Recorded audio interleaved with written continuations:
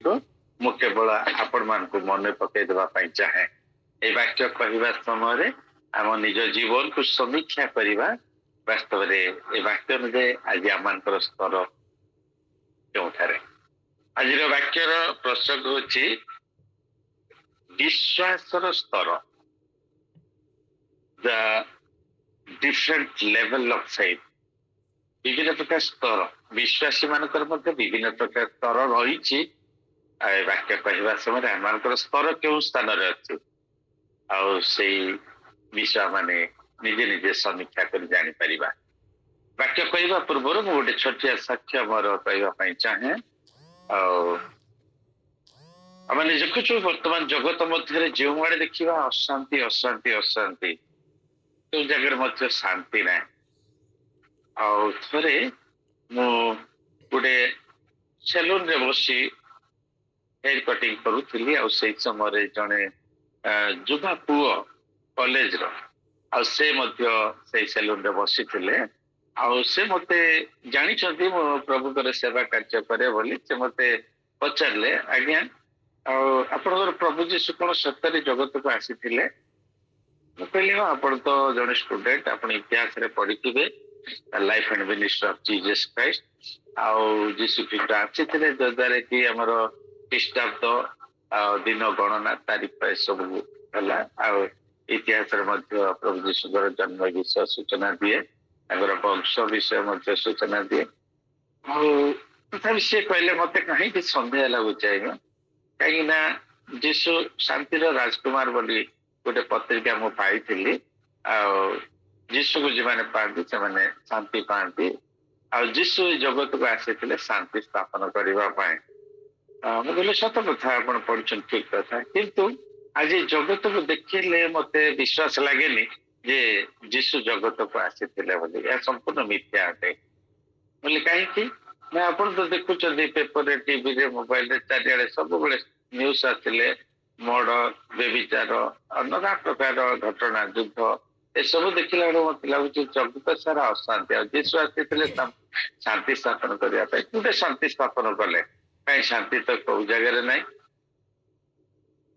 मुझे कौन ताको उत्तर देवी चिंता कली प्रभु निकट गोटे मिनिट नीरव प्रार्थना करी प्रभु को साहाଯ୍य मांगली प्रभु आपको कौन उत्तर देवी मत उपाय दियो ठीक से समय मुझे देखिली जड़े पागल प्राय व्यक्ति जे कि संपूर्ण तार चोटी बढ़ी जाइए दाढ़ी बढ़ी जाइए देखिए बड़ कदर्य पूरा बहुत दिन धुआ न गोटे ड्रेस पिंधि दुर्गंध बाहर पर सियाड़ू आसुची देखला प्रभु कहले यही हूँ उत्तर संगे से मुझे कहली भाई देख से लोकटा जो आसूची देखो तार चोटी कि बढ़ी दाढ़ी कि सिंगाड़ी मारुची तार दाढ़ी रे बोई जाऊँगी अति कदर्य देखा जाऊँगी तार पोशाक पोड़े पोड़बनी एत अस्नाही रही कहीं जगत बोधे भंडारी ना पानी ना आश्चर्य कि कथा कहते आज्ञा जगत भंडारी ना आप पूरा भंडारी दुकान में बस भंडारी नहांती जदि भंडारी अच्छे से लोकर अवस्था कहीं प्रकार रही पानी ना बोली कहते आप तो जानते आज्ञा पानी प्रकृतिर दान तापर आप बर्तमान एत सुविधा है टंकाटे देले आप जो दुकान पानी पाइपर आप पानी ना बोली कहते जदि पानी अच्छी से लोक कहीं अस्नाहित अच्छी से उत्तर देला आज्ञा तो भंडारी अच्छी पानी अच्छी किंतु ये लोग अस्ना हबार कारण कौन ये भंडारी पाख आसी ना कि पानी पाख जाए ना क्योंकि भंडारी पाख आसी था चिकड़ हो पारि था पानी पाख जाए परिष्कार हो पारि था मु कहली ठीक भाई तुम्हें ठीक उत्तर देच प्रभु जीशु मध्य आसी जो मैंने पाख जाते विश्वास कर वास्तव में शांति पाई कारण जीशु जो जगत मध्य को आसिले गोटे सुसमाचार प्रचार है जोटा कि दूत मान द्वारा दूत मैंने आसिक से कौन कहते मेषपालक मान निकट में जहाँकि लूक तार 2 पर्व 14 पदर लिखा जाइए से लिखा उज्जवल करे ईश्वर महिमा ପୁଣି ପୃଥିବୀରେ ତାହାଙ୍କ ସନ୍ତୋଷ ପାତ୍ର ମନୁଷ୍ୟ ମାନଙ୍କ ମଧ୍ୟରେ ଶାନ୍ତି। ଶାନ୍ତି କୋମାନଙ୍କ ନିକଟରେ ନା ଈଶ୍ୱରଙ୍କ ସନ୍ତୋଷ ପାତ୍ର ମନୁଷ୍ୟ ମାନଙ୍କ, ସବୁ ମନୁଷ୍ୟ ନିକଟରେ ଶାନ୍ତି ଆସିନି କି ସମସ୍ତେ ଶାନ୍ତି ପାଇପାରି ନାହାନ୍ତି। କାରଣ ଈଶ୍ୱରଙ୍କର ସନ୍ତୋଷ ପାତ୍ର ମନୁଷ୍ୟ ମାନଙ୍କ ମଧ୍ୟରେ ଶାନ୍ତି ଲେଖାଯାଏ। ଈଶ୍ୱରଙ୍କର ସନ୍ତୋଷ ପାତ୍ର ହେବା ପାଇଁ ହେଲେ କଣ କରିବାକୁ ପଡିବ? ଆଉ ସେଇ ସମୟରେ ମୁଁ ତାଙ୍କୁ ଗୋଟେ କଥା କହିଥିଲି, ଯାହାକି ଏଭଳି ତାର 11 ପର୍ବ 6 ପଦ ଲେଖାଯାଏ। ଆଉ ବିଶ୍ୱାସ ବିନା ତାହାଙ୍କ ସନ୍ତୋଷ ପାତ୍ର ହେବା ଅସମ୍ଭବ।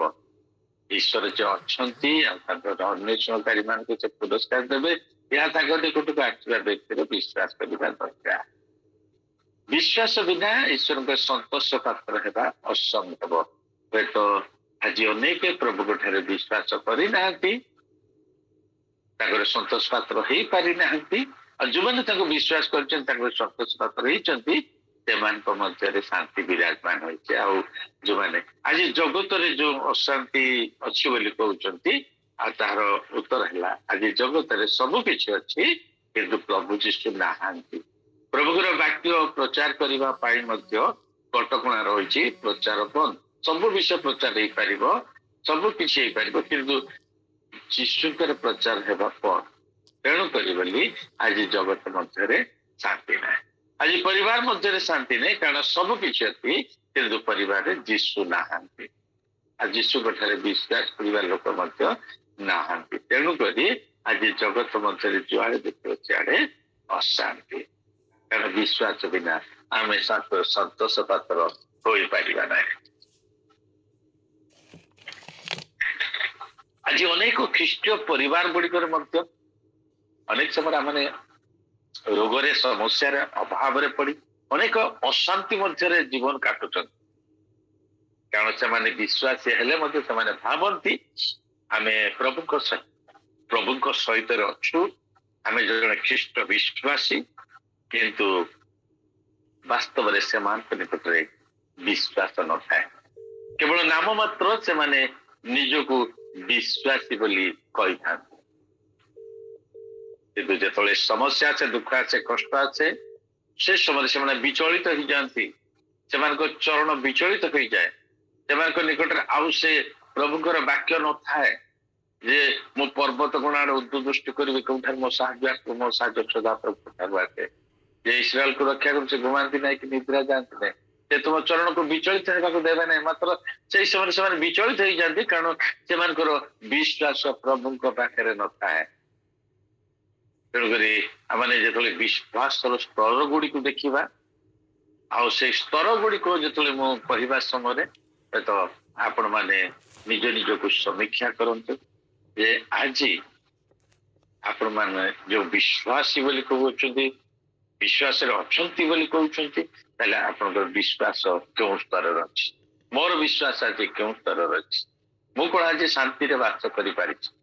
ଯଦି ମୋ ଜୀବନରେ ଅଶାନ୍ତି ଅଛି, ତାହେଲେ ମୋର ବିଶ୍ୱାସର ସ୍ତରକୁ ପରିବର୍ତ୍ତନ କରିବାକୁ ହେବ। ପ୍ରଥମ ସ୍ତର, ବିଶ୍ୱାସର ପ୍ରଥମ ସ୍ତର, ଫାର୍ଷ୍ଟ ଲେଭେଲ ଅଫ ଫେଥ୍, ତାହା ହଉଛି ଆପଣମାନେ ଯେ ଦେଖିବେ ମାର୍କ ତାର 4 ପର୍ବ 40 ପଦରେ ଲେଖାଯାଏ। ମାର୍କ 4 ପର୍ବ 40 ପଦ। ଏଇ ଯଦି ପାଇବେ ମତେ ଟିକେ ବାଇବେଲ ପଢିବାରେ ସାହାଯ୍ୟ କରିବେ। ମାର୍କ ପୁଣି ସେ ସେମାନଙ୍କୁ କହିଲେ, ତୁମ୍ଭେମାନେ କାହିଁକି ଏଡେ ଭୀରୁ? ଏ କଣ? ତୁମମାନଙ୍କର ବିଶ୍ୱାସ କାହିଁ? ଆମେନ। ତୁମମାନଙ୍କର ବିଶ୍ୱାସ କାହିଁ ନାହିଁ? ତୁମମାନଙ୍କର ବିଶ୍ୱାସ ନାହିଁ।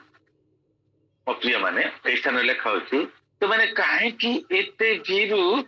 ତୁମମାନଙ୍କର ବିଶ୍ୱାସ ନାହିଁ।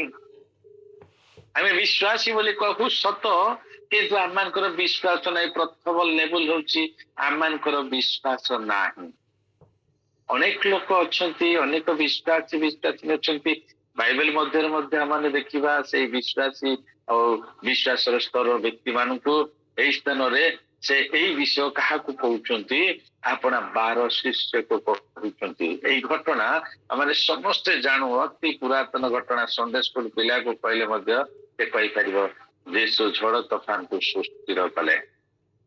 12 ଶିଷ୍ୟ ଆଉ ଯୀଶୁ ଗୋଟେ ନୌକାରେ ଯାଉଛନ୍ତି, ଯୀଶୁ ନୌକାର ମଙ୍ଗରେ ମୁଚୁଳା ଦେଇ ଶୋଇ ପଡିଛନ୍ତି। ଏହି ସମୟରେ ଭୟଙ୍କର ଝଡ ତୋଫାନର ସମ୍ମୁଖୀନ ହଉଛନ୍ତି ସେମାନେ।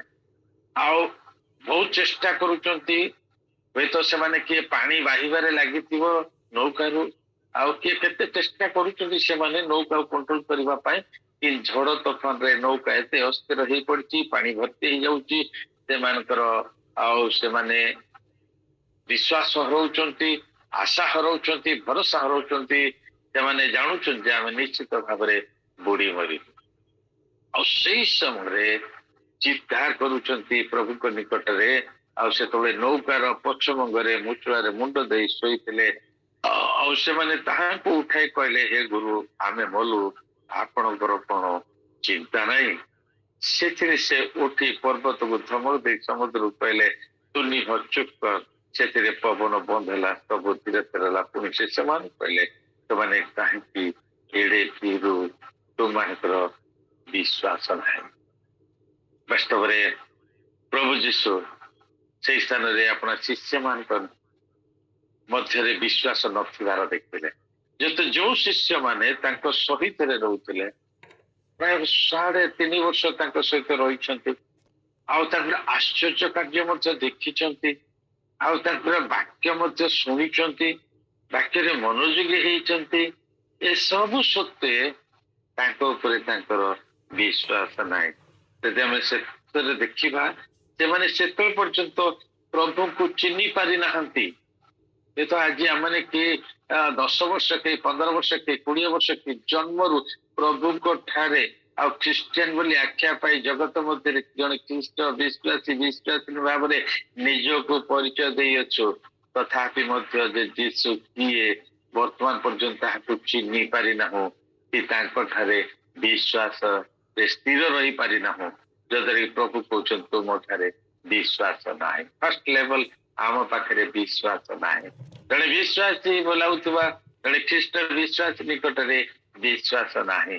ସେଇ ଶିଷ୍ୟମାନେ ପରସ୍ପର କଥା ହଉଛନ୍ତି 41 ପଦରେ। ସେଥିରେ ସେମାନେ ଅତ୍ୟନ୍ତ ଭୀତ ହେଇ ପରସ୍ପର କହିବାକୁ ଲାଗିଲେ, ଏ ତେବେ କିଏ ଯେ ପବନ ଓ ସମୁଦ୍ର ଉଭୟ ଏହାର ଆଜ୍ଞା ମାନନ୍ତି? ମୋ ପ୍ରିୟମାନେ, ଶିଷ୍ୟମାନେ ଯୀଶୁଙ୍କ ସହିତ ମିଶି ରହୁଥିଲେ, ଖାଉଥିଲେ, ଗୋଟିଏ ଜାଗାରେ ରହୁଥିଲେ, ସବୁ କରୁଥିଲେ, କିନ୍ତୁ ଯୀଶୁଙ୍କୁ ଚିହ୍ନି ପାରିନାହାନ୍ତି। ଏ ତେବେ କିଏ? ମୋ ପ୍ରିୟମାନେ, ଯିଏ କି ସୃଷ୍ଟିକର୍ତ୍ତା ପରମେଶ୍ୱର, ତାଙ୍କୁ କଣ ସୃଷ୍ଟି ମାରିପାରେ? ଏ ଯେ ସ୍ୱୟଂ ସୃଷ୍ଟିକର୍ତ୍ତା ପରମେଶ୍ୱର ତାଙ୍କ ନୌକା ମଧ୍ୟରେ ଅଛନ୍ତି, ତଥାପି ଶିଷ୍ୟମାନଙ୍କର ବିଶ୍ୱାସ ନାହିଁ। ସେମାନେ କହୁଛନ୍ତି 38 ପଦ ଲେଖାଯାଏ, ପଦରେ କଣ କହୁଛନ୍ତି? ଗୁରୁ, ତୁମର କଣ ଚିନ୍ତା ନାହିଁ? ଯୋଉ ପ୍ରଭୁ ଯୀଶୁ କହିଲେ ଯେ ତୁମମାନଙ୍କର ସମସ୍ତ ଚିନ୍ତାର ଭାର ମୋ ଉପରେ ପକାଅ, ମୁଁ ତୁମମାନଙ୍କ ନିମନ୍ତେ ଚିନ୍ତା କରେ। ଏ ପରିଶ୍ରାନ୍ତ ଭାରଗ୍ରସ୍ତ ଲୋକ ସହିତ ମୋ ନିକଟକୁ ଆସ, ମୁଁ ତୁମମାନଙ୍କୁ ବିଶ୍ରାମ ଦେବି। ଯେ କହନ୍ତି ମାଥ୍ୟୁ ତାର 6 ପର୍ବ 30-33 ଦେଖିବା, କଣ ଖାଇବ, କଣ ପିଇବ, କଣ ପିନ୍ଧିବ, ଏ ବିଷୟ ଚିନ୍ତା କର ନାହିଁ। ଏ ବିଷୟ ବିଜାତୀୟ ମାନେ ଚିନ୍ତା କରନ୍ତି, ଯେଉଁମାନେ ମୋଟରେ ବିଶ୍ୱାସ କରନ୍ତି ନାହିଁ ସେମାନେ ହୁଏତ ଚିନ୍ତା କରନ୍ତି। କିନ୍ତୁ ତୁମମାନେ ପ୍ରଥମେ ମୋର ରାଜ୍ୟ ଧାର୍ମିକତା ଅନ୍ୱେଷଣ କର। ଏହି ପ୍ରଭୁଙ୍କୁ ଏମାନେ କହୁଛନ୍ତି, ତୁମର କଣ ଆମ ପାଇଁ ଚିନ୍ତା ନାହିଁ? ଆଜି ଅନେକ ସମୟରେ ବିଶ୍ୱାସୀ ମାନେ ମଧ୍ୟ ଏହି ପ୍ରକାର କହିଥାନ୍ତି, ପ୍ରଭୁ ଏତେ ଦିନ ଆପଣଙ୍କ ସହିତ ରହିଲୁ, ଏତେ ଦିନ ଆପଣଙ୍କର ସେବା କାର୍ଯ୍ୟ କଲୁ, ଏତେ ଦିନ ଉପାସନା କଲୁ, ଏତେ ଦିନ ପ୍ରାର୍ଥନା କଲୁ, ତଥାପି ତୁମର କଣ ଆମ ପାଇଁ ଚିନ୍ତା ନାହିଁ? ଆମ ପାଇଁ ଏତେ ଦୁଃଖ, ଆମ ପାଇଁ ଏତେ କଷ୍ଟ? ମୋ ପ୍ରିୟମାନେ, ପ୍ରଭୁ ଯୀଶୁ ଯେ ସ୍ୱୟଂ ଉଦ୍ଧାରକାରୀ, ସେ ଆମମାନଙ୍କୁ ଚିନ୍ତା କରନ୍ତି, ଆଉ ସେ ଆମମାନଙ୍କୁ ଆଉ ନିଶ୍ଚିତ ଭାବରେ ଉଦ୍ଧାର କରିବେ, ଏ ବିଷୟ ଆମେ ଭୁଲି ଯାଇଥାଉ। କେବଳ ମୁଖରେ କହିଥାଉ ଆମେ ବିଶ୍ୱାସୀ, କିନ୍ତୁ ଆମମାନଙ୍କ ପାଖରେ ବିଶ୍ୱାସ ନଥାଏ। ତେଣୁକରି ପ୍ରଥମ ସ୍ତର ହଉଛି, ଅନେକ ଏପରି ବିଶ୍ୱାସୀ ଅଛନ୍ତି ଯେଉଁମାନଙ୍କର ବିଶ୍ୱାସ ସ୍ତର ହଉଛି ପ୍ରଥମ ସ୍ତର, ସେମାନଙ୍କ ପାଖରେ ପ୍ରକୃତରେ ବିଶ୍ୱାସ ନାହିଁ। ଆଉ ଟିକେ ବୁଝିବା ପାଇଁ ଆଉ ଗୋଟିଏ ମାନେ ବାକ୍ୟ ମଧ୍ୟରୁ ଗୋଟିଏ ଘଟଣା ଦେଖିବା, ଯାହାକି ମାର୍କ ତାର 9 ପର୍ବ 22 ପଦରେ ଲେଖାଯାଏ। ମାର୍କ 9 ପର୍ବ 22 ପଦ।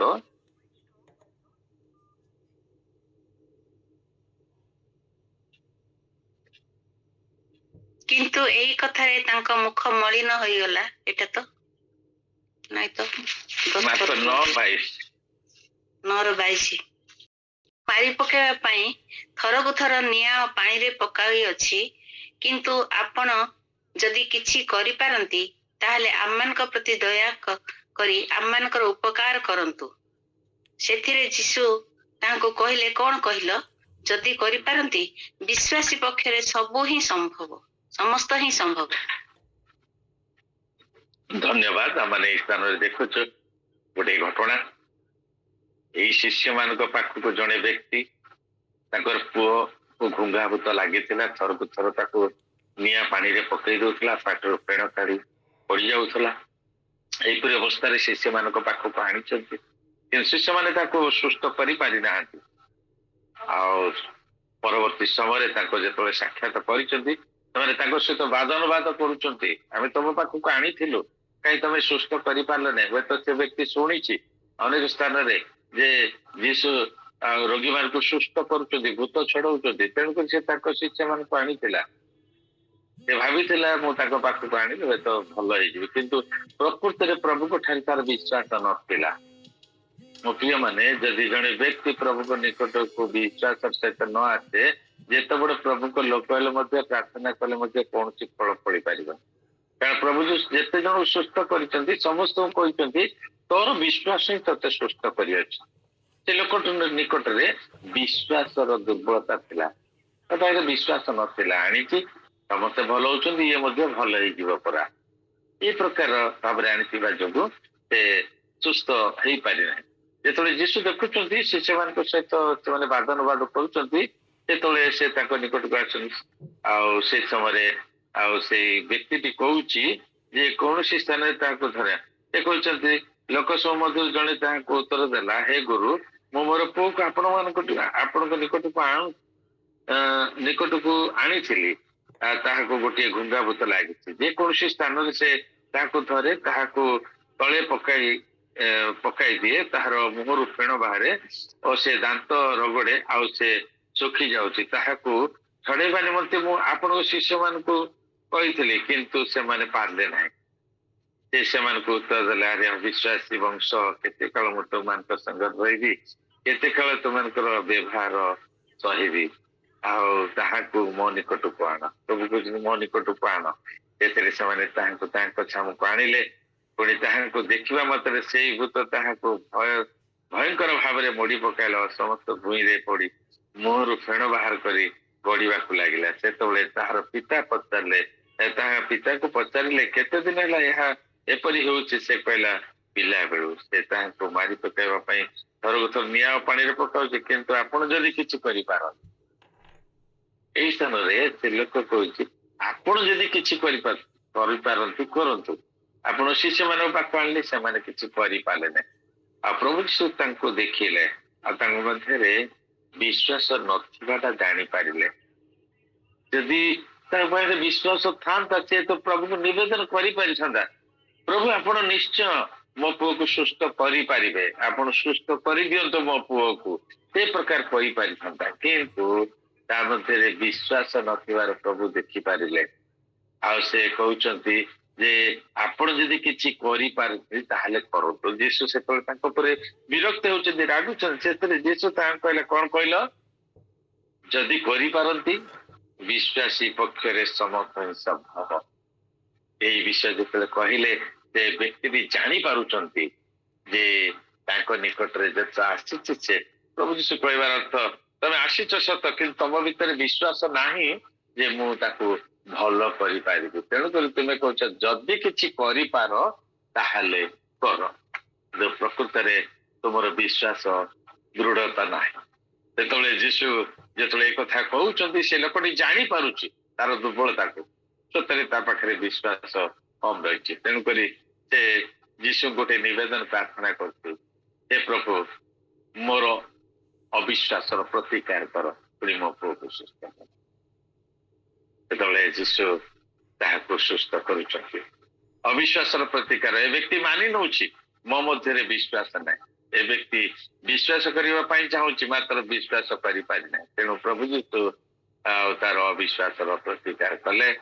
ମୋ ପ୍ରିୟ ମାନେ ଆମେ ଯଦି ଏ ପ୍ରକାର ପରିସ୍ଥିତିରେ ଯାଉଛୁ, ଆପଣ ଚାହୁଁଛନ୍ତି ଯୀଶୁଙ୍କ ଉପରେ ବିଶ୍ୱାସ ରଖିବା ପାଇଁ, ମାତ୍ର ବିଶ୍ୱାସ ରଖିପାରୁନାହାନ୍ତି ପରିସ୍ଥିତିକୁ ଦେଖି, ତେବେ ଆପଣ କଣ କରିବେ? ପ୍ରଭୁଙ୍କ ନିକଟରେ ପ୍ରାର୍ଥନା କରନ୍ତୁ, ପ୍ରଭୁ ମୋ ମଧ୍ୟରେ ବିଶ୍ୱାସକୁ ବଢାଇ ଦିଅ। ବାଇବେଲରେ ଏପରି ବାଇବେଲ ଏପରି କହେ, ଯେତେବେଳେ ଆପଣ ପ୍ରଭୁଙ୍କର ବାକ୍ୟ ପଢିବା ଶୁଣିବା, ସେତେବେଳେ ଆମର ବିଶ୍ୱାସ ବଢିବ। ମଧୁସ୍ମିତା ଦିଦି ମଧ୍ୟ କହିଲେ ଆଉ ଶ୍ରବଣରୁ ବିଶ୍ୱାସ ଜାତ ହୁଏ। ଯଦି ଆମମାନଙ୍କର ବିଶ୍ୱାସ ନାହିଁ, ତାହେଲେ ଆମେ ବାଇବେଲ ପଢୁନାହୁଁ, ବାକ୍ୟ ଶୁଣୁନାହୁଁ, ନିର୍ଣ୍ଣୟ ନେବା, ସିଦ୍ଧାନ୍ତ ନେବା। ଯେପରି ଆମେ ନିୟମିତ ଭାବରେ ପ୍ରଭୁଙ୍କର ବାକ୍ୟ ପଢିବା, ପ୍ରଭୁଙ୍କର ବାକ୍ୟ ଶୁଣିବା, ତାହେଲେ ଆମମାନଙ୍କର ଅବିଶ୍ୱାସର ପ୍ରତିକାର ହେଇପାରିବ, ଆଉ ବିଶ୍ୱାସରେ ଆମେ ବଢି ପାରିବା। ମାଥ୍ୟୁ 17:17 ଲେଖାଯାଏ, ଅବିଶ୍ୱାସୀ ଓ ବିପଦଗାମୀ ବଂଶ କେତେ କାଳ ମୁଁ ତୁମମାନଙ୍କ ସହିତ ରହିବି। ଅବିଶ୍ୱାସୀ ଓ ବିପଦଗାମୀ, ଆମର ହୃଦୟ ସେମାନଙ୍କର କଠିନ ହୋଇସାରିଛି। ସେମାନେ ପ୍ରଭୁଙ୍କର ବାକ୍ୟ ନ ଶୁଣିବା ପର୍ଯ୍ୟନ୍ତ ସେମାନଙ୍କର ହୃଦୟ ମଧ୍ୟରେ ବିଶ୍ୱାସ ଜାତ ହେବ ନାହିଁ। ତେଣୁକରି ଏମାନଙ୍କୁ ପ୍ରଭୁଙ୍କର ବାକ୍ୟ ନିୟମିତ ଭାବରେ ପଢିବାକୁ ପଡିବ, ନିୟମିତ ଭାବରେ ଶୁଣିବାକୁ ପଡିବ, ତାଙ୍କ ନିକଟରେ ପ୍ରାର୍ଥନା କରିବାକୁ ପଡିବ, ହେ ପ୍ରଭୁ ମୋର ଅବିଶ୍ୱାସର ପ୍ରତିକାର କର, ମୋ ବିଶ୍ୱାସକୁ ବଢେଇ ଦିଅ। ତେବେ ପ୍ରଭୁ ତାର ଅବିଶ୍ୱାସର ପ୍ରତିକାର କରିବେ ଏବଂ ବିଶ୍ୱାସକୁ ବଢାଇ ଦେବେ। ଆମେ ବର୍ତ୍ତମାନ ପର୍ଯ୍ୟନ୍ତ ଦେଖୁଥିଲୁ ଯେ ବିଶ୍ୱାସ ନଥିବା ବ୍ୟକ୍ତି ମାନଙ୍କର ଜୀବନ ବିଷୟ, ଯାହାକି ପ୍ରଥମ ସ୍ତର ହେଲା, ଆମେ କହିଥାଉ ଆମେ ଯୀଶୁଙ୍କ ଠାରେ ଅଛୁ, ଆମେ ଜଣେ ବିଶ୍ୱାସିନୀ, ତଥାପି ଆମମାନଙ୍କ ପାଖରେ ବିଶ୍ୱାସ ନଥାଏ। ପ୍ରଥମ ସ୍ତର ହେଲା ଯାହା ପାଖରେ ବିଶ୍ୱାସ ନାହିଁ। କେତେ ବିଶ୍ୱାସିନୀ ଅଛନ୍ତି, କିନ୍ତୁ ସେମାନଙ୍କ ପାଖରେ ପ୍ରଭୁଙ୍କ ଉପରେ ବିଶ୍ୱାସ ନାହିଁ। ଦ୍ୱିତୀୟ ସ୍ତର ଆମେ ଦେଖିବା, ଦ୍ୱିତୀୟ ସ୍ତର ହଉଛି ଆଉ ବିଶ୍ୱାସର ଦ୍ୱିତୀୟ ସ୍ତର, ଯାହାକୁ ଦେଖି ଯୀଶୁ କହୁଛନ୍ତି ଅଳ୍ପ ବିଶ୍ୱାସ। ଗୋଟେ ଦେଖିଲୁ ବିଶ୍ୱାସ ନାହିଁ, ଏବେ ଦ୍ୱିତୀୟରେ ଦେଖିବା ଅଳ୍ପ ବିଶ୍ୱାସ। ଅଳ୍ପ ବିଶ୍ୱାସରେ ମଧ୍ୟ ବାଇବେଲରେ କିଛି ଘଟଣା ମାନେ ଦେଖିବା। ମାଥ୍ୟୁ 14:31 ପଦ ଦେଖନ୍ତୁ। ମାଥ୍ୟୁ 14:31 ପଦ।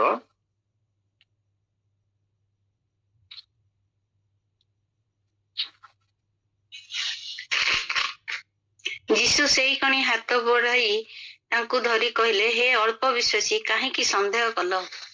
ଆମେ ଏଇ ସ୍ଥାନରେ ମଧ୍ୟ ଦେଖୁଛୁ ଜଣେ ଶିଷ୍ୟଙ୍କ ଭିତରେ ବିଶ୍ୱାସ ଥିଲା, କିନ୍ତୁ ଅଳ୍ପ ବିଶ୍ୱାସ ଥିଲା।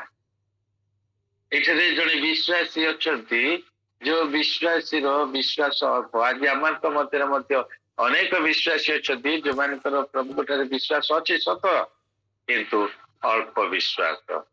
ଏହି ବିଷୟ ମଧ୍ୟ ଯୀଶୁ ଆପଣା ଶିଷ୍ୟ ପିତରକୁ କହୁଛନ୍ତି। ଆଉ ସେଇ ଘଟଣା ମଧ୍ୟ ଆମେ ସମସ୍ତେ ଜାଣୁ। ଆଉ ଯେତେବେଳେ 5ଟି 2 ମାଛ ଦେଇ 5,000 ଲୋକକୁ ପେଇବା ପରେ ପ୍ରଭୁ ଯୀଶୁ କହିଲେ, ତୁମେ ନୌକା ନେଇ ଆର ପାରିକୁ ଯାଅ, ମୁଁ ପରେ ଯାଉଛି। ଆଉ ଏ ସମୟରେ ଯୀଶୁ ପ୍ରାର୍ଥନା କରିବା ପାଇଁ ପାହାଡ ଉପରକୁ ଗଲେ, ଆଉ ଶିଷ୍ୟମାନେ ତାଙ୍କର ଆଦେଶ ମାନି ନୌକାରେ ଧରି ସେମାନେ ହ୍ରଦରେ ଯାଉଛନ୍ତି, କିନ୍ତୁ କୂଳରେ ପହଞ୍ଚି ପାରୁନାହାନ୍ତି। ଆଉ ସେଇ ସମୟରେ କଣ ହେଇଛି ନା, ଲେଖାଯାଏ ନଗର ବାହାରୁ ବହୁତ ସଂଖ୍ୟକ ଲୋକ ସେମାନେ କହିଲେ ସେମାନେ ଯିବା ଆବଶ୍ୟକ ନାହିଁ। ଟିକେ ଦେଖନ୍ତୁ,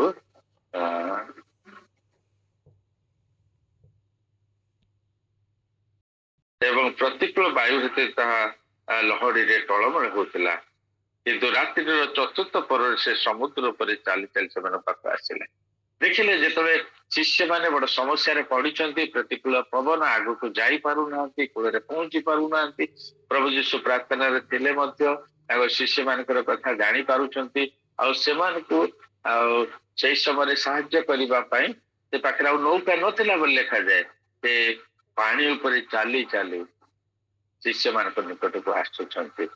ଆଉ ଶିଷ୍ୟମାନେ ଯେତେବେଳେ ତାଙ୍କୁ ଦେଖୁଛନ୍ତି, ଏଇ କିଛି ସମୟ ତଳେ, କିଛି ଘଣ୍ଟା ବ୍ୟବଧାନରେ ସେ 5ଟି 2 ମାଛ ଦ୍ଵାରା ଆଶ୍ଚର୍ଯ୍ୟ କାର୍ଯ୍ୟ କରିଥିଲେ, ସେମାନେ ଦେଖିଛନ୍ତି। କିନ୍ତୁ କିଛି ଘଣ୍ଟା ବ୍ୟବଧାନ ପରେ ଯେତେବେଳେ ତାଙ୍କୁ ଦେଖୁଛନ୍ତି, ସେମାନେ ତାଙ୍କୁ ଚିହ୍ନି ପାରୁନାହାନ୍ତି। ସେମାନେ ଭୂତ ବୋଲି କହୁଛନ୍ତି, ଆଉ ସେମାନେ ଚିନ୍ତା କରୁଛନ୍ତି ଭୂତ ଭୂତ ବୋଲି କହିକି। ଓ ପ୍ରିୟ ମାନେ, ଆଜି ମନୁଷ୍ୟ ପ୍ରଭୁ ଯୀଶୁଙ୍କୁ ଚିହ୍ନି ପାରେନି, ତାଙ୍କୁ ଭୂତ ବୋଲି କୁହେ। କିନ୍ତୁ ବାହିନୀ ଭୂତ କଥା ମାନେ ଯେତେବେଳେ ଦେଖୁ ଦୂରରୁ ଯୀଶୁକୁ ସେ ଚିହ୍ନୁଛି, ଦୌଡ଼ି ଯାଉଛି ତାଙ୍କ ପାଦ ତଳେ ଆଉ ବୁଢେଇ ପଡିକିରି ପ୍ରାର୍ଥନା କରୁଛି। ସତରେ ଭୂତ ମାନେ ପ୍ରଭୁ ଯୀଶୁକୁ ଚିହ୍ନନ୍ତି, ମନୁଷ୍ୟ ମାନେ ଆଜି ଚିହ୍ନି ପାରୁନାହାନ୍ତି। ତାଙ୍କୁ ଶିଷ୍ୟ ମାନେ ଚିହ୍ନି ପାରୁନାହାନ୍ତି, ତାକୁ ଭୂତ ବୋଲି କହୁଛନ୍ତି। ସେତେବେଳେ ଯୀଶୁ ସେମାନଙ୍କୁ ନିର୍ଭୟ ଦେବା ପାଇଁ କହୁଛନ୍ତି, ଆଉ ପୁଣି ଶିଷ୍ୟମାନେ ତାଙ୍କୁ ସମୁଦ୍ର ଉପରେ ଚାଲି ଆସିଥିବା ଦେଖି ଉଦ୍ବିଗ୍ନ ହେଇ କହିଲେ ଏ ତ ଭୂତ, ଆଉ ସେମାନେ ଭୟରେ ଚିତ୍କାର କଲେ। 27 ପଦରେ କିନ୍ତୁ ଯୀଶୁ ସେଇଥିରେ ସେମାନଙ୍କ ସହିତ କଥାବାର୍ତ୍ତା କରି କହିଲେ ସାହସ ଧର, ଏ ତ ମୁଁ, ଭୟ କର ନାହିଁ।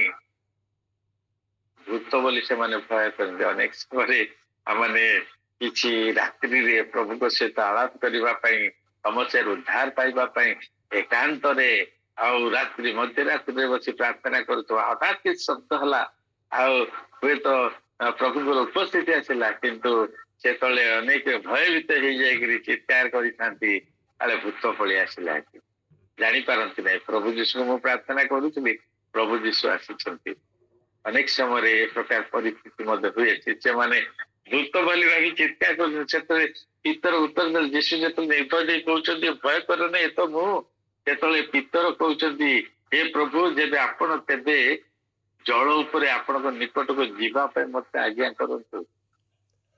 ଦେଖନ୍ତୁ ସେଥିରେ ମଧ୍ୟ ସନ୍ଦେହ ବିଶ୍ୱାସରେ, ଯଦି ଆପଣ ତାହେଲେ ମତେ ଜଳ ଉପରେ ଆପଣଙ୍କ ନିକଟକୁ ଯିବା ପାଇଁ ଆଜ୍ଞା କରନ୍ତୁ। ଯୀଶୁ କହିଲେ ଆସ। ସେଥିରେ ସେ କହିଲେ ଆସ। ସେଥିରେ ପିତର ନୌକାରୁ ଓହ୍ଲେଇ ଜଳ ଉପରେ ଚାଲି ଯୀଶୁଙ୍କ ପାଖକୁ ଗଲେ। ମାତ୍ର ସେ ପବନକୁ ଦେଖି ଭୟ କଲେ, ପୁଣି ବୁଡି ଯାଉ ଯାଉ ଚିତ୍କାର କରିପାରିଲେ, ହେ ଗୁରୁ ମତେ ରକ୍ଷା କରନ୍ତୁ। ଯୀଶୁଙ୍କ କଥାରେ ବିଶ୍ୱାସ କରି ସେ ଯଦି ପାଣି ଉପରେ ଚାଲିବା ଆରମ୍ଭ କଲେ, ଚାଲିଲେ। ଯେତେବେଳେ ଯୀଶୁଙ୍କୁ ଲକ୍ଷ୍ୟ କରି ସେ ଯାଉଛନ୍ତି, ସେ ଆଗକୁ ପାଣି ଉପରେ ଚାଲି ଯାଉଛନ୍ତି, କିନ୍ତୁ ମଝି ବାଟରେ ସେ କଣ କରୁଛନ୍ତି, ସେ ପବନ ଅନ୍ଧକାର, ସେ ଲହରୀର ଶବ୍ଦ ଶୁଣିକି ମନରେ ଭୟ ଆସି ଯାଉଛି, ସନ୍ଦେହ ଆସି ଯାଉଛି। ମୁଁ କଣ ଯଦି ବୁଡିଯାଇ ପ୍ରଭୁ ମତେ କଣ ରକ୍ଷା କରିପାରିବେ? ହୁଏତ ମୁଁ ପାଣି ଉପରେ ଯାଉଛି, ଆଉ ଯଦି ମୁଁ ବୁଡିଯିବି ଏବେ କଣ ହେବ? ମନରେ ଏ ପ୍ରକାର ଯେତେବେଳେ ସନ୍ଦେହ ଆସିଲା, ସେତେବେଳେ ସେ ବୁଡିବାକୁ ଆରମ୍ଭ କରୁଛନ୍ତି। ଆଉ ବୁଡିବା ସମୟରେ ଚିତ୍କାର କରୁଛନ୍ତି, ଆଉ ପ୍ରଭୁ ହସ୍ତ ବଢେଇ ତାହାକୁ ଉଦ୍ଧାର କରୁଛନ୍ତି। ମୋ ପ୍ରିୟ ମାନେ, ଅନେକ ସମୟରେ ଆମମାନଙ୍କ ଜୀବନରେ ଏ ପ୍ରକାର ପରିସ୍ଥିତି ଆସିଥାଏ। ପ୍ରଭୁଙ୍କ ଠାରେ ବିଶ୍ୱାସ କରି ହୁଏତ ଆଗକୁ ବଢିଥାଉ। ରୋଗ ସମୟରେ ଅନ୍ୟମାନଙ୍କ ଠାରୁ ଶୁଣି, ପ୍ରଭୁଙ୍କର ବାକ୍ୟ ଶୁଣି ହୁଏତ ବିଶ୍ୱାସର ପାଦ ଦେବା ଆରମ୍ଭ କରିଥାଉ। ପ୍ରଭୁଙ୍କ ଠାରେ ବିଶ୍ୱାସ କରିବା, ଆଉ ମନରେ ଏପରି ସନ୍ଦେହ ଆସେ, ସତରେ କଣ ପ୍ରଭୁ ମତେ ରୋଗରୁ ସୁସ୍ଥ କରିଦେବେ? ସତରେ କଣ ପ୍ରଭୁ ମତେ ଏଇ ସମସ୍ୟାରୁ ଉଦ୍ଧାର କରିଦେବେ? ଯଦି ଉଦ୍ଧାର ନ କରନ୍ତି, ଯଦି ସୁସ୍ଥ ନ କରନ୍ତି, ତାହେଲେ ତ ମୁଁ ମରିଯିବି। ଆଉ ସେତେବେଳେ ସେ ବିଚଳିତ ହେଇଯାଏ, ଆଉ ପ୍ରଭୁଙ୍କ ଠାରୁ ଅନ୍ୟ ବିଷୟ ଉପରେ ଅତି ଗୁରୁତ୍ୱ ଦିଏ। ପ୍ରିୟ ମାନେ, ମାଥ୍ୟୁ ତାର 28 ପର୍ବ 20 ପଦରେ ଗୋଟେ ଲେଖାଯାଏ,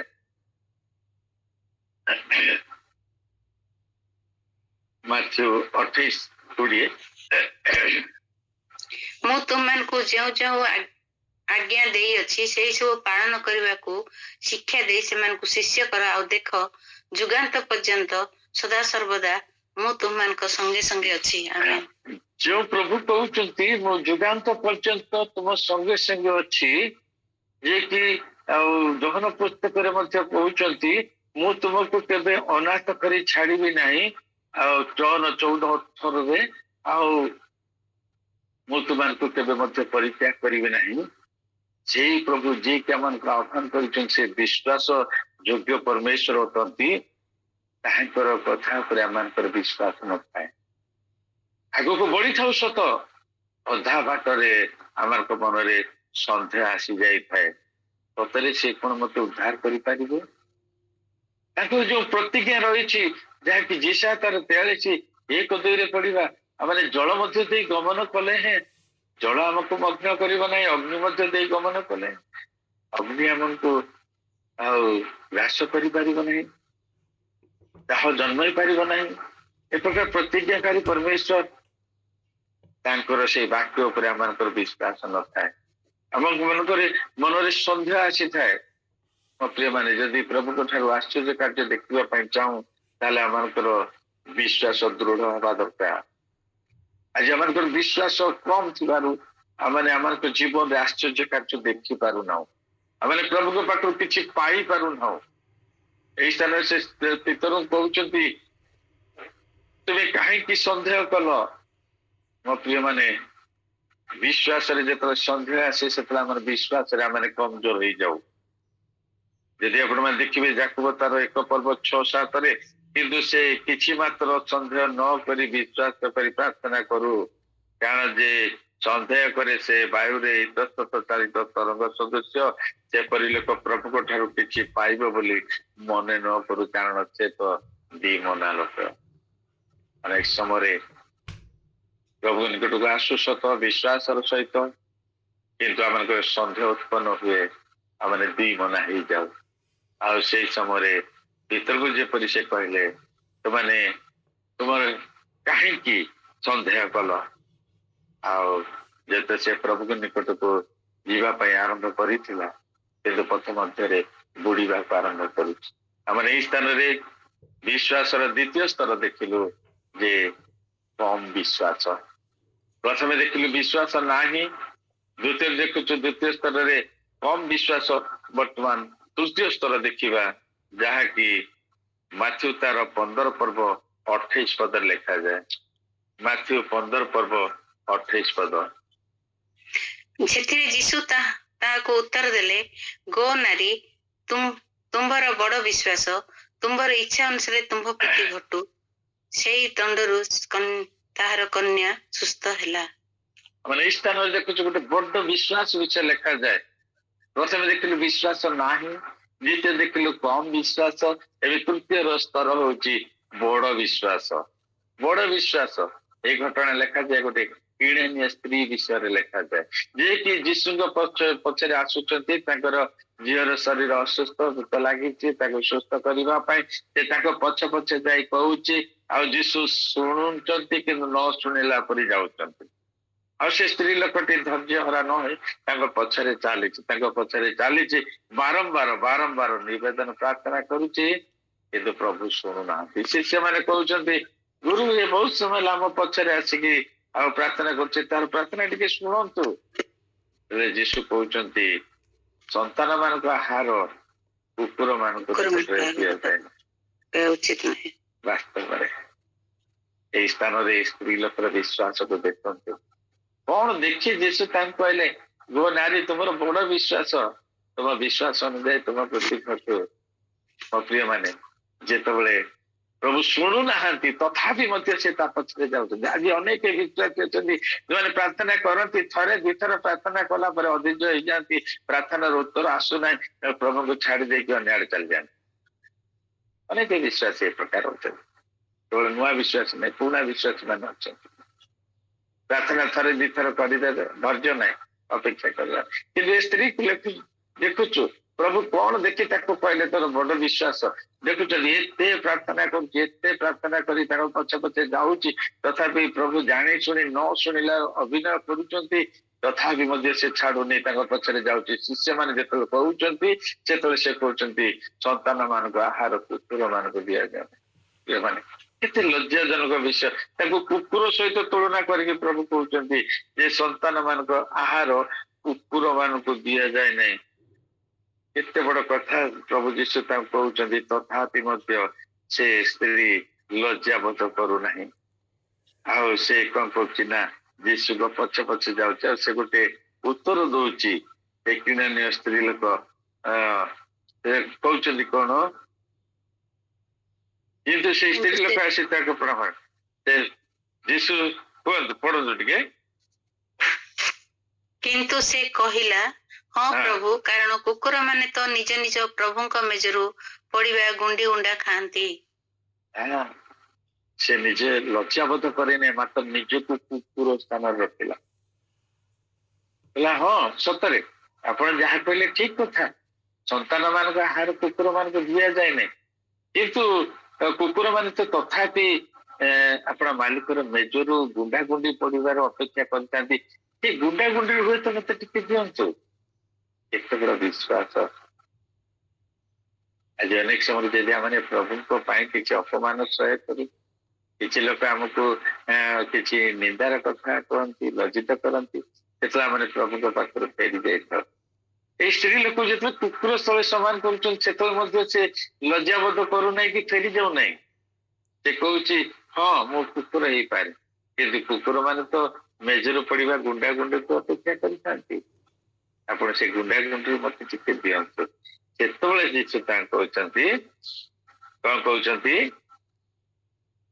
कहते जीशु ताकू उत्तर देले गो नारी तुम बड़ विश्वास तुम इच्छा अनुसार तुम प्रति आज जो मैंने प्रभु को विश्वास करती से लज्जित हेबे ना जहाँकि रोमी तार 10 पर्व 11 पद लेखा था स्त्री लोकटी प्रभु को विश्वास रही आ से लज्जित है ना प्रभु निकट में बारंबार प्रार्थना कला हाँ मो प्रिय मान प्रभु जीशु आम केते लज्जित होती केते ताड़ना सही करते निंदा अपमान सही कर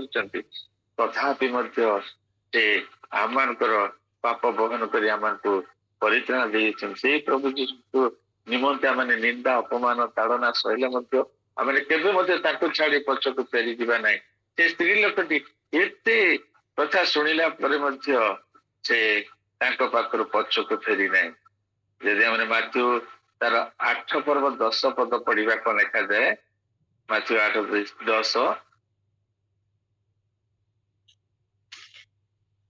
जीशु यह सुनी हाँ पढ़ो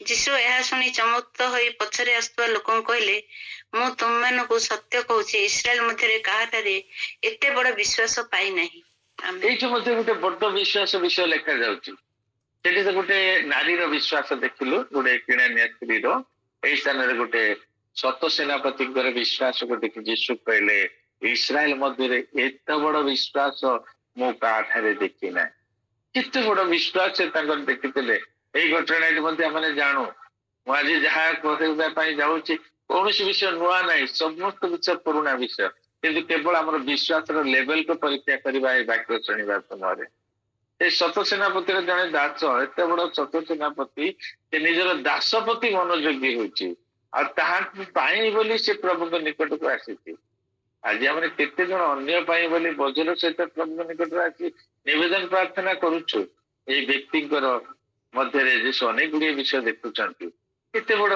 से निजे कहूँ मु जन को जहाँ कहले सी जीव आस कहले आसो किंतु से ताहाकू न पठे सैन्य मान को जीशु को डाकी आण बोली किंतु से निजे आसुचन पाखक शेष गोटे विषय कहते दास विषय निवेदन कर प्रभु मो दास पीड़ित आपण सुस्थ करतु जीशु को चलो तुम घर को जीवा से तार निजर नम्रता को प्रकाश करते बड़ जड़े सत सेनापति से कहते आपण जे मो घरे पाद देवे यहीपरि योग्य मो निज को मणुने केवल आप गोटे पद कथा कहतु मो दास सुस्थ हो गोटे पद कथा कहतु मो दास सुस्थ हो प्रभु से तार विश्वास को देखुंत केते बड़ विश्वास भीतर अच्छी तेणुक पचर आसुवा इस्राएल लोक मान कहले देख एत बड़ विश्वास मो इस्राएल मध्य कहार मध्य देखे मो प्रिय माने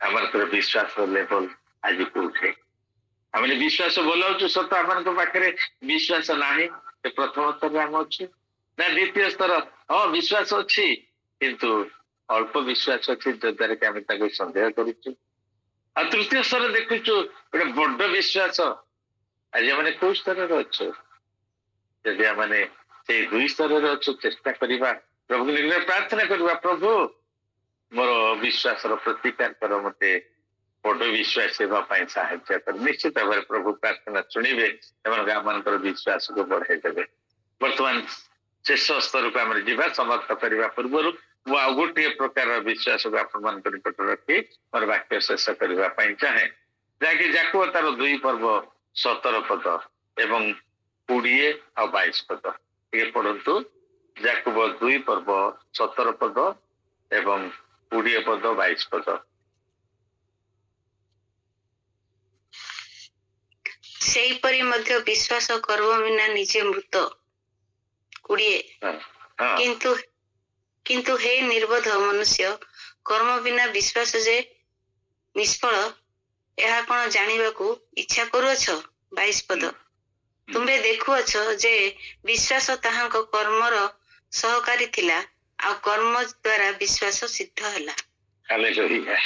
ବିଶ୍ୱାସ ଅଛି, ବିଶ୍ୱାସ ଅଛି, ବିଶ୍ୱାସ ଅଛି, ମୋର ବଡ ବିଶ୍ୱାସ ଯାଉ ନା କାହିଁକି, କିନ୍ତୁ ବିଶ୍ୱାସ କର୍ମ ଦ୍ୱାରା ସିଦ୍ଧ ହୁଏ।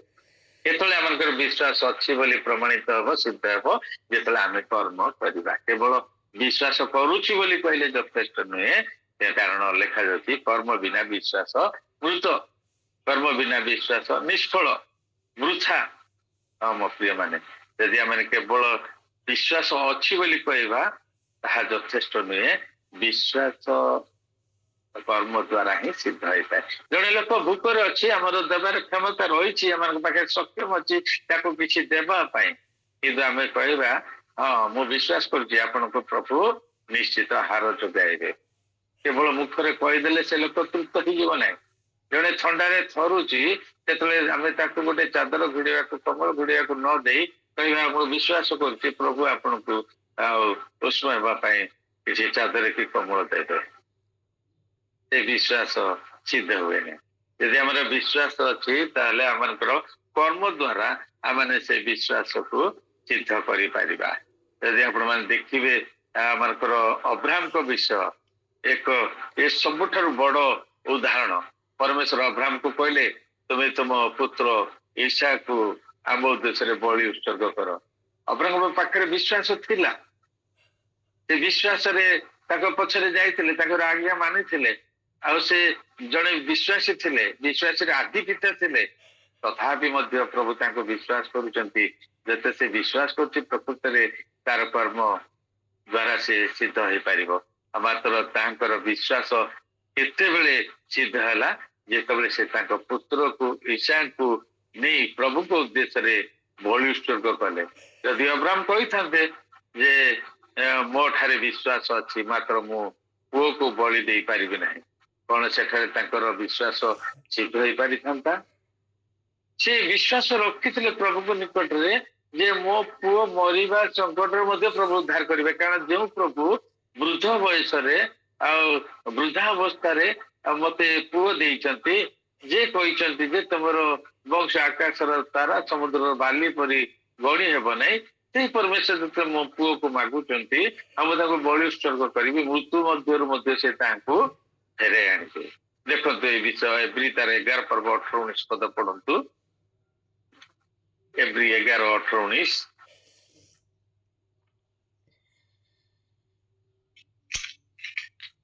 ଇସାକଙ୍କ ଠାରୁ ତୁମ୍ଭର ବଂଶ ଖ୍ୟାତ ହେବ ସେହି ବ୍ୟକ୍ତି ଆପଣାର ଅଦ୍ୱିତୀୟ ପୁତ୍ରଙ୍କୁ ଉତ୍ସର୍ଗ କରିବାକୁ ଯାଉଥିଲେ, କାରଣ ଈଶ୍ୱର ଯେ ମୃତମାନଙ୍କ ମଧ୍ୟରୁ ସୁଦ୍ଧା ଉତ୍ଥାପନ କରିବାକୁ ସମର୍ଥ, ଏହା ସେ ମନେ କରୁଥିଲେ, ଆଉ ସେ ମଧ୍ୟ ତାଙ୍କୁ ଦୃଷ୍ଟାନ୍ତ ଭାବରେ ମୃତ୍ୟୁକୁ ଫେରି ପାଇଲେ। ଆମେନ୍।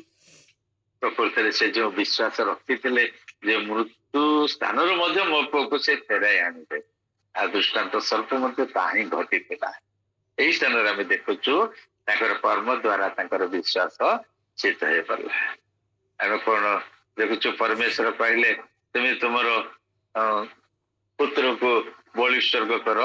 ଅବ୍ରାହ୍ମଙ୍କର ବିଶ୍ୱାସ ଥିଲା ଯେ ପ୍ରଭୁ ନିଶ୍ଚିତ ଭାବରେ ତାଙ୍କ ପୁଅକୁ ପୁନର୍ବାର ଜୀବନ୍ତ ଅବସ୍ଥାରେ ତାଙ୍କ ନିକଟକୁ ଫେରେଇବେ। ଏଇ ସ୍ଥାନରେ ଆମେ ଦେଖୁଛୁ ଅବ୍ରାହ୍ମ ତାଙ୍କର କର୍ମ ଦ୍ୱାରା ତାଙ୍କର ବିଶ୍ୱାସକୁ ସିଦ୍ଧ କରୁଛନ୍ତି। ମାନେ ଆଜି 4ଟି ସ୍ତର ଦେଖିଲୁ। ପ୍ରଥମ ସ୍ତର ଦେଖିଲୁ କଣ ନା, ଯାହା ପାଖରେ ବିଶ୍ୱାସୀ ବୋଲି କହୁଛି କିନ୍ତୁ ବିଶ୍ୱାସ ନାହିଁ। ଦ୍ୱିତୀୟ ଦେଖିଲୁ ବିଶ୍ୱାସୀ ବୋଲି ସେ କହୁଛି, ସତରେ ବିଶ୍ୱାସ ଅଛି କିନ୍ତୁ ସେ ବିଶ୍ୱାସ ଅତି କମ ବିଶ୍ୱାସ ରହିଛି। ଆଉ ତୃତୀୟ ଦେଖିଲୁ ବଡ ବିଶ୍ୱାସର ସ୍ତର। ଆଉ ଏଇଠାରେ ଚତୁର୍ଥରେ ଦେଖିଲୁ ଯାହା ପାଖରେ ବିଶ୍ୱାସ ଅଛି କିନ୍ତୁ କର୍ମ ନ କରିବା ଦ୍ୱାରା ସେ ବିଶ୍ୱାସ ମୃତ ବିଶ୍ୱାସ ବୋଲି ଆଖ୍ୟା ପାଏ। ମୃତ ବିଶ୍ୱାସ, ବିଶ୍ୱାସ ନାହିଁ, କମ ବିଶ୍ୱାସ, ବଡ ବିଶ୍ୱାସ ଏବଂ ମୃତ ବିଶ୍ୱାସ। କାରଣ ବିଶ୍ୱାସ କର୍ମ ଦ୍ୱାରା ତାର ସିଦ୍ଧ ହୋଇଥାଏ। ଆମେ 4 ପ୍ରକାର ବିଶ୍ୱାସକୁ ଦେଖିଲୁ। ଆଜିର ବାକ୍ୟ ଅନୁଯାୟୀ ଆମେ ଆମ ଜୀବନକୁ ସମୀକ୍ଷା କରିବା। ଆମେ ଆଜି କେଉଁ ଷ୍ଟେଜରେ କେଉଁ ସ୍ତରରେ ଅଛୁ। ଯଦି ଆମେ ପ୍ରଥମ 2 ସ୍ତରରେ ଅଛୁ ତେବେ ପ୍ରାର୍ଥନା କରୁ ଆମ ଜୀବନରେ ତୃତୀୟ ସ୍ତରକୁ ଯେପରି ଆସିବ। ଯଦି ଆମ ବିଶ୍ୱାସ ମୂଳ ତେବେ ମଧ୍ୟ ପ୍ରାର୍ଥନା କରିବା ଆମ ବିଶ୍ୱାସ କର୍ମ ସହିତ ସିଦ୍ଧ ହେବ। ଆସନ୍ତୁ ଚକ୍ଷୁ ବନ୍ଦ କରିବା, ଗୋଟେ ମିନିଟ ପ୍ରାର୍ଥନା କରିବା। ସ୍ୱର୍ଗୀୟ ପିତା, ଆଜିର ବାକ୍ୟ ନିମନ୍ତେ ଧନ୍ୟବାଦ କରୁଅଛୁ। ଏହି ବାକ୍ୟ ଶୁଣୁଥିବା ପ୍ରତ୍ୟେକ ଭାଇ ଭଉଣୀ ମାନଙ୍କ ହୃଦୟ ମଧ୍ୟରେ ତୁମେ କାର୍ଯ୍ୟ କର। ସମସ୍ତେ ତୁମର ସନ୍ତାନ ପ୍ରଭୁ, ତୁମେ ସମସ୍ତଙ୍କର ବିଶ୍ୱାସ ଦୃଢ କର। ଆମ ମଧ୍ୟରେ ବିଶ୍ୱାସ ଯେଉଁମାନଙ୍କ ମଧ୍ୟରେ ନାହିଁ ପ୍ରଭୁ, ସେମାନଙ୍କର ବିଶ୍ୱାସକୁ ତୁମେ ବଢାଇ ଦିଅ। ଆଜି ଯେଉଁମାନଙ୍କର ବିଶ୍ୱାସ କମ ରହିଛି ପ୍ରଭୁ, ସେମାନଙ୍କର ଅବିଶ୍ୱାସର ପ୍ରତିକାର କର। ସନ୍ଦେହ ନ କରି ଯେପରି ତୁମଠାରେ ସମ୍ପୂର୍ଣ୍ଣ ଦୃଢ ବିଶ୍ୱାସ କରିପାରିବେ ଏବଂ ବଡ ବିଶ୍ୱାସର ଆଖ୍ୟା ପାଇପାରିବେ, ତା ସହିତ ପ୍ରଭୁ କର୍ମ ଦ୍ୱାରା ବିଶ୍ୱାସକୁ ସିଦ୍ଧ କରିପାରିବେ। ଅନୁଗ୍ରହ କର। ପ୍ରାର୍ଥନା ଯୀଶୁଙ୍କ ନାମରେ ଆମେନ୍। ପ୍ରଭୁ ଅଳ୍ପ ଚିନ୍ତା ଉପରେ ଆଶୀର୍ବାଦ କରନ୍ତୁ। ଆମେନ୍। ଆମେନ୍।